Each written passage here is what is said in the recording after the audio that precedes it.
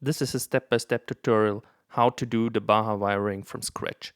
I'm not showing you how to modify an existing Telecaster wiring because I don't think it makes sense. There are simply too many parts that need to be changed. You need the 4-way switch instead of the 3-way switch, you need the S1 switch instead of your volume pot, you need an additional 10 nanofarad capacitor, although you could leave that one out because it's only used in the out of phase setting in parallel to make the tone a little bit fatter. In this case, you could also use a normal push-pull instead of the S1 switch.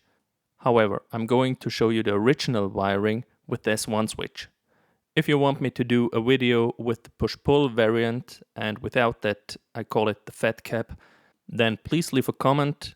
If there are enough requests, I may consider doing another video. So without further ado, let's start with the tutorial. I have always in the bottom right the wiring diagram. I only show what I'm currently wiring up in the picture above. What you see here is the first step. In the second step, you will not see the capacitor that I've marked in this diagram over here. With this, I think it's a little bit cleaner and clearer what should be done in each step. I also use a color code. Green is always the first thing to wire up in this current step. If there is a blue, it's the second, and if it's purple, it's the third thing to wire up. I never have more than 3 things to wire up in one step. I expect you to mount the 4-way switch, the S1 switch, and the tone pot in the way it is shown in the diagram on the control plate.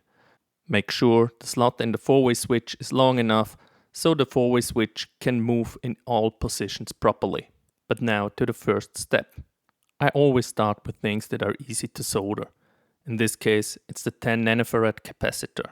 It goes from the ground to the top pin of the left side of the S1 switch. Both sides can be soldered directly because there is nothing else attached to either side. If you don't like the out of phase parallel sound, you can always change the cap over here for another value and experiment with it, or just bridge it all together. In step number 2, we first bridge the 2 pins marked with green on the 4-way switch. Fender used an awfully complicated approach here. With that white looped wire, I would have just bridged it straight over the top of the switch like shown with the direct line.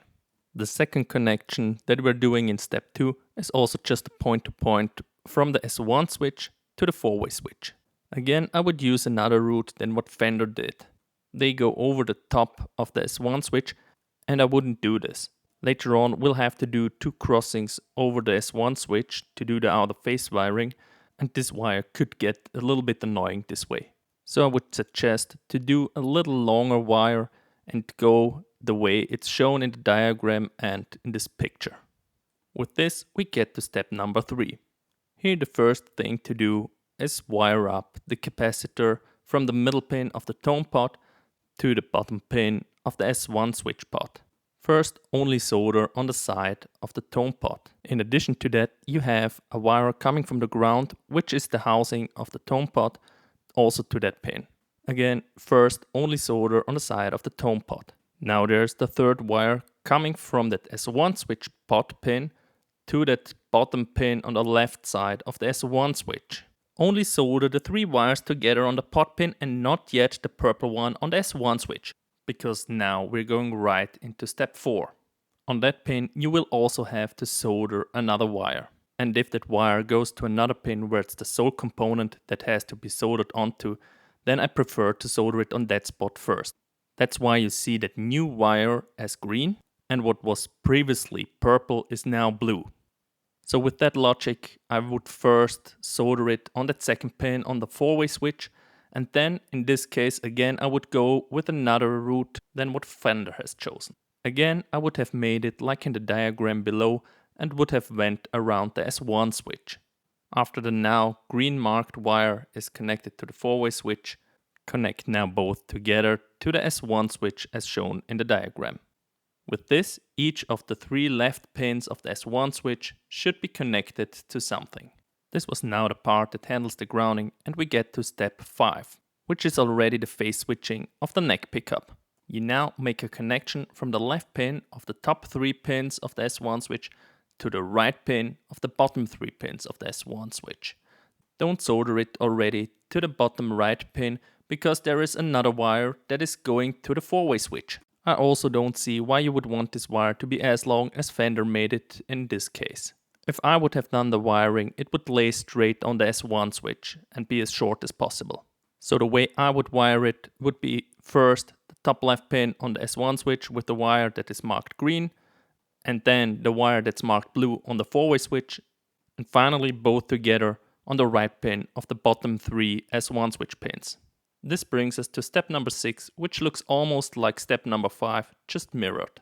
We go from the left pin of the bottom 3 S1 switch pins to the right pin of the top 3 S1 switch pins. Again, I would make the wire as short as possible. This time we also solder the blue marked wire directly to that pin first. The reason is, on the 4-way switch we also have to wire up something on that same pin this wire is going to. With this we've reached step number 7. Please be aware that the pictures taken now are from the other side of the control plate. However, I haven't switched over the wiring diagram. I hope it's still understandable what's going on with the color code. Now marked green is the wire that's coming from the S1 switch that we haven't soldered yet. Blue is just a bridge of the last 2 pins of the 4-way switch. Again, Fender did an awfully complicated way of bridging 2 pins. On the second pin that's being bridged on the 4-way switch here, we have a wire that's going to the top pin of the S1 switch pot, marked purple. When I'm talking about the top pin, I'm looking at the control plate like it's shown in the wiring diagram. Please don't solder it to the pot yet, because again we have an additional wire that's also soldered to the very same spot. And with this we reach step number 8. I would suggest you to leave the previously purple marked wire aside and proceed with the output check. Because if you would now wire up that purple wire with that additional wire that's going to the very same pin, you would have a harder time getting to the middle pin of the S1 switch pot. Usually I like to keep things that are mounted to the guitar for last, but as it's really easy to remove and reinstall that output jack in the Telecaster, I think it's beneficial to have a better access to the solder points. The plus of the output jack goes directly to the middle pin of the S1 pot and the ground to the housing of the tone pot. With this we've reached step number 9 and we continue where we left off at step number 7. The wire coming from the 4-way switch is now marked green, and we have in blue that additional wire that I've mentioned before that is between the tone pot and the S1 switch pot. It's a straight connection from the pins that are opposite to each other. With this you've almost finished the wiring. The only thing left to do is now connect the pickups. Step number 10 is the bridge pickup. Please again keep in mind that the picture is taken from the other side of the control plate than what it is shown in the wiring diagram. The plus of the bridge pickup is connected to the closest pin on the 4-way switch. The minus and the ground, if you have a separate one, is connected to the housing of the tone pot. With this we're at step number 11. This picture aligns again properly with the wiring diagram. The plus of the neck pickup is going to the middle pin of the bottom 3 S1 switch pins. The minus is going to the middle pin of the top 3 S1 switch pins. Your neck pickup should have a separate ground. That one should obviously go to the housing of the tone pot. In addition to that, you might have a ground wire that's coming from the bridge itself, not the bridge pickup. That one would also go to the housing of the tone pot. Congratulations! With this, you've finished the Baja wiring. Please leave a comment if the tutorial helped you. And also please let me know if something was unclear so I can improve my tutorials from now on. Thanks for watching and I hope to see you in another video. Bye!